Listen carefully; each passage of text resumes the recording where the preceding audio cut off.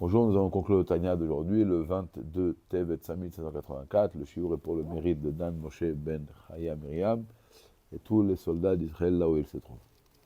Alors aujourd'hui, l'Admorakel continue à expliquer et réexpliquer qu'effectivement le Benoni au milieu de la Tfila, pendant la Tfila, il a un sentiment d'amour très très puissant pour Hachem.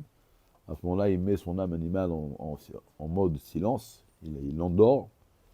Mais cette situation se termine juste après la prière, et son âme animale, comme on l'a dit, se réveille et se remet au travail, et c'est encore une fois, à nouveau, d'envoyer des pulsions du cœur au cerveau.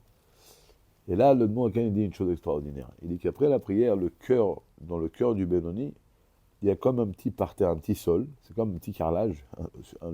Dans le sol du cœur, il reste un fond d'amour. Alors pourquoi c'est très important ça? Imaginez-vous, je prends un verre qui est rempli d'un liquide qu'on ne peut pas boire, qui sent mauvais, qui est pas bon, d'accord? On a un truc qui peut être même dangereux, comme un liquide vaisselle ou un truc comme ça. Maintenant, je le vide le verre. Mais à la fin du verre, je vais laisser encore une petite couche de ce liquide. Et après, je vais verser dans ce même verre un vin de grande qualité. Qu'est-ce qui va se passer? Le fond qu'il y a à l'intérieur du verre, dans lequel il y a ce liquide là, qui n'est pas bon, qui n'a pas une bonne odeur, etc., va complètement venir endommager la qualité du vin. Alors c'est exactement pareil.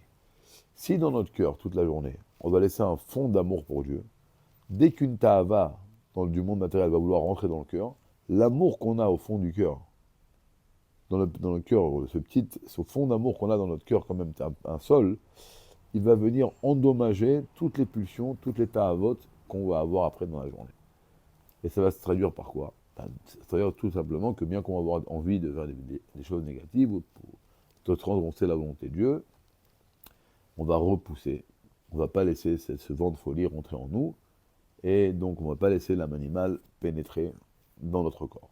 Donc en réalité, il faut bien prier. Quand on va bien prier, notre cœur va se remplir d'amour pour Dieu. Alors effectivement, à la fin de la tefila, l'intensité de l'amour va aller en décroissant, mais il faut toujours laisser dans le sol de notre cœur un fond d'amour pour Dieu qui va venir endommager après toutes les possibilités de rentrer une ta'ava dans ce cœur. Ça va être complètement abîmé par l'amour de Dieu, et donc bien qu'on aura des fois des pulsions, on n'aura jamais l'idée de ce qu'à Dieu ne plaise, transgresser concrètement la volonté d'Akadosh Baruch Hu. Bonne journée.